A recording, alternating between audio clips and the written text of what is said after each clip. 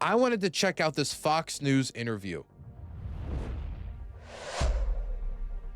Now, this might look like Michael Rappaport in a mask, but this is, according to Jesse Waters, the investigative journalist. This is an Antifa in the flesh. You can look into the cold eyes of Satan, the cold eyes of terrorism. Osama bin Laden, then him.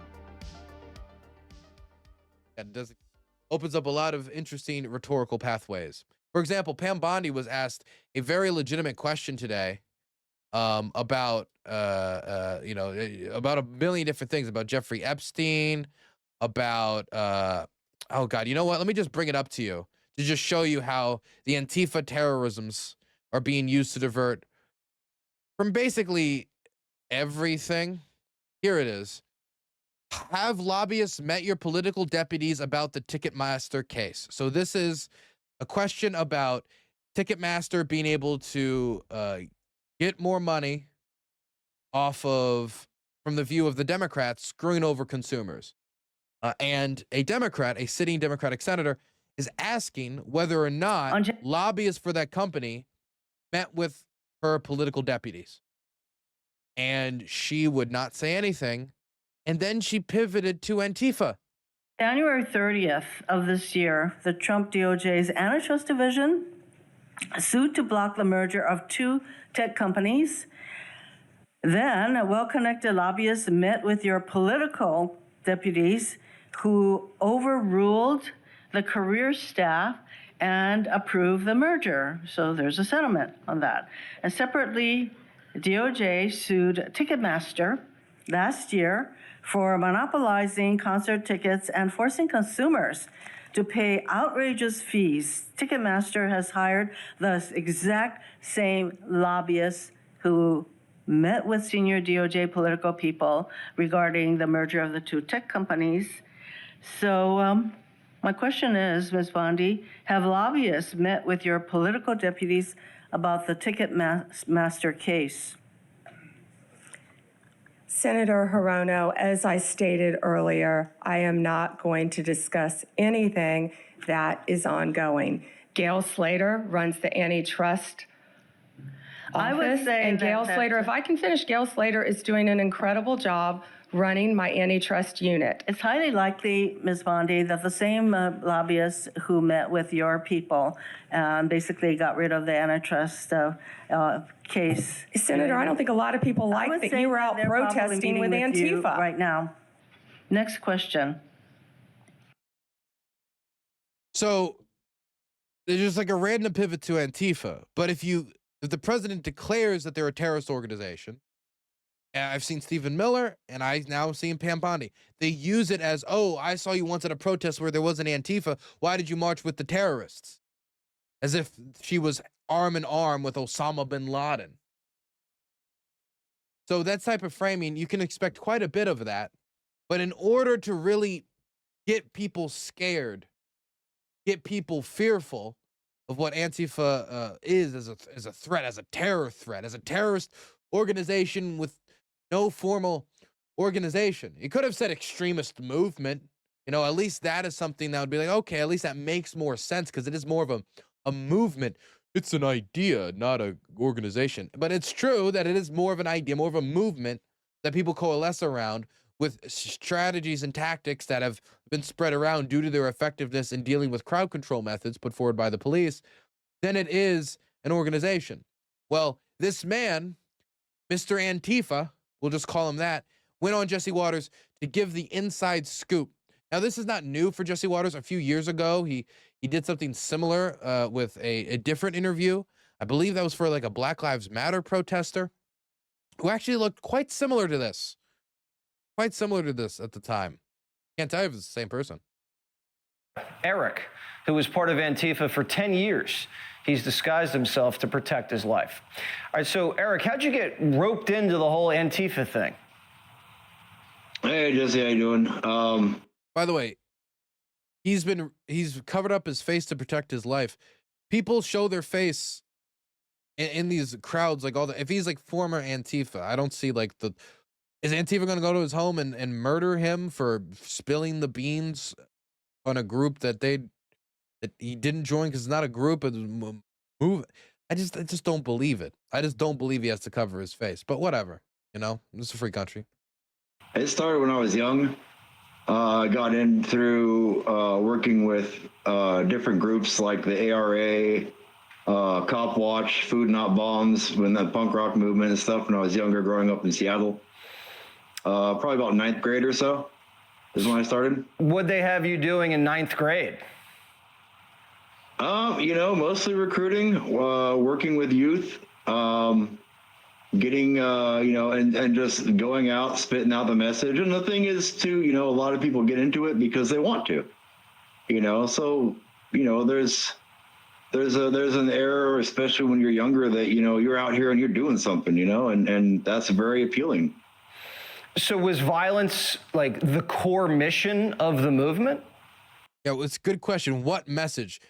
Is violence the core mission? Wouldn't there be like another goal?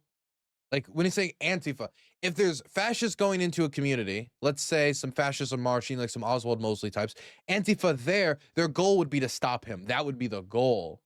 Antifa is more of a response than it is a group trying to establish a particular type of society.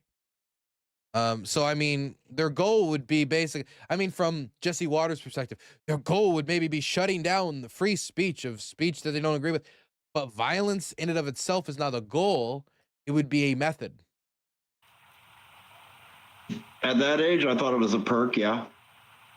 Thought it was a perk. The question was goal. So you got a kick out of it? Oh, for sure. And that's kind of how you recruited, like, you know, hey, come join this crew. We're going to have some fun, get into some trouble, blow off some steam. Oh, absolutely. You know, some people play video games. Hey, yo, bro, we're Antifa.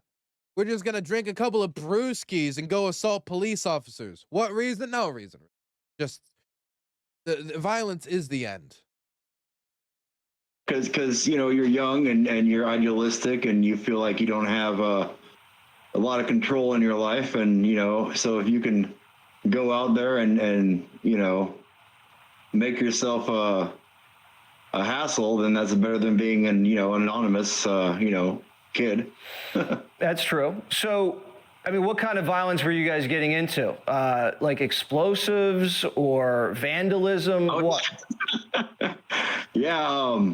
So it would have been about 9th grade or so. Get on a few years. Growing up in Seattle, we had those the riots in '99, and yeah, I was ready to go, man. I had little Molotov cocktails in my bedroom and a copy of the Anarchist Cookbook that I had photoshopped or photocopied at the time from a friend of mine's older brother. You know, like, you know, it was just at the time, you know, and like, oh, this is just a good time. And it's only later on that you get more involved with the ideas, the philosophies, the you know, direct action ideologies that go deeper into. Mind you, Trump said this is a terrorist organization. And so far, we heard that violence the means to the end? Is the violence the end? He said, oh, it was a perk. And he had the Anarchist Cookbook, which is like a guide to make very simple, like, explosives and such. Like very simple, like things that help you in Antifa, I guess you could say. You know, later on becoming like a full-blown anarcho-communist and syndicalist. So what does that mean? What was the ideology? Full-blown communism?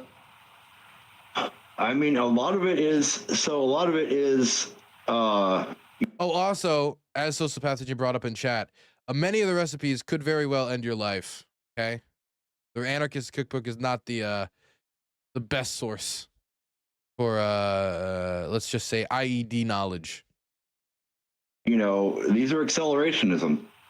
It's not the slow march to the institutions. It is, you know, we want this and we want it now. And one of the reasons that I got out of it is probably around 2014, 15, we started seeing groups come up to Seattle and Portland from California, and they were much more like, hey, you better get in line with this, and if you're not, there's consequences and there's pressure. So you were being forced to take violent action, or else you might have been hurt? Oh, not only that, but there was pressure, there was ostracization, things of that nature where, you might get into it, say, like, because you don't like bigotry in the music scene.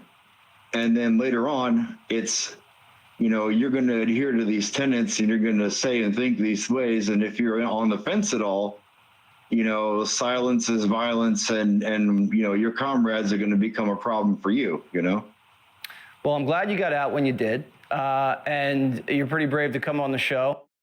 Want to know something interesting about this?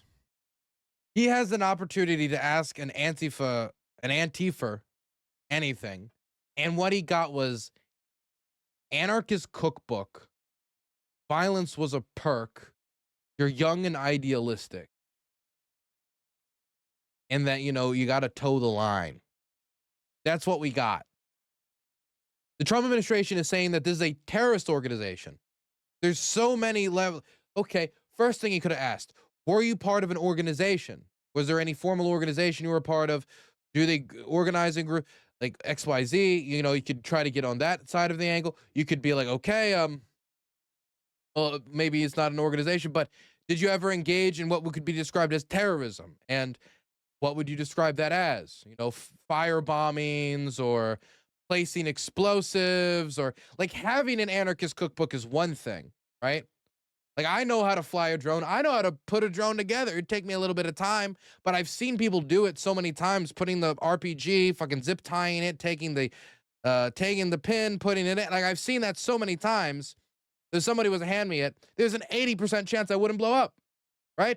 Better odds than most, I would say, right? If I have that knowledge, it means nothing. It doesn't mean I'm going to use it. It just means I have that knowledge. Hopefully, I'll never have to use that knowledge. Really, hopefully. So, like, this is like a nothing interview. Is like, and mind you, this is prime time. You can see it at the bottom.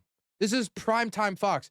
They're taking Tucker Carlson's segment and they're passing it over to this. The primetime slot that was the biggest slot in cable news, and this is it. You could have asked about organization. Could have asked about instances of terrorism.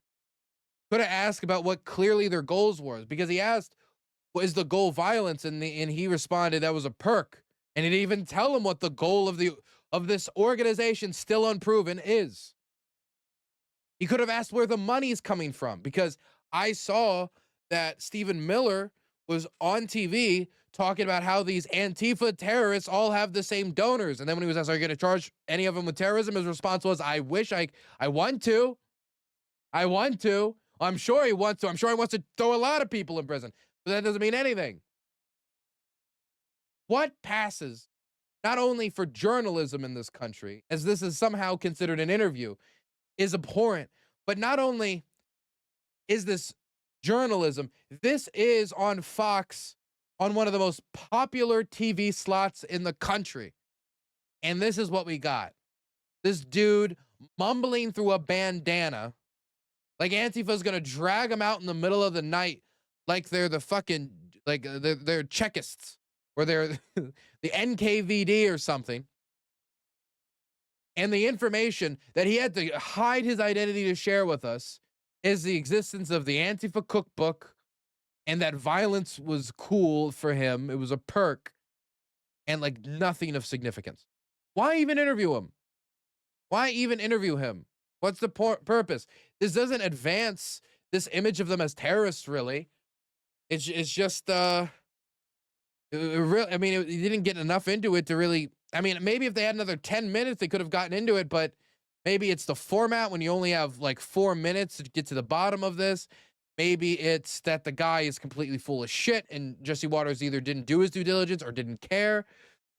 Maybe it's that the guy, doesn't really have anything interesting to say, and he was part of Antifa, But questions like, did you throw a bomb and XYZ? All of this in the pre-interview questions that staff before Jesse Waters asked and he didn't give positive responses on. And so this was just what they defaulted to.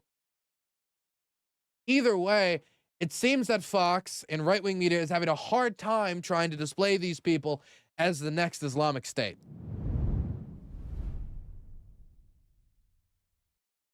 FBI needs to do facial recognition. Check his pupils. Quick, check his pupils. Hey, thank you for the $4.99. I appreciate that. Thank you.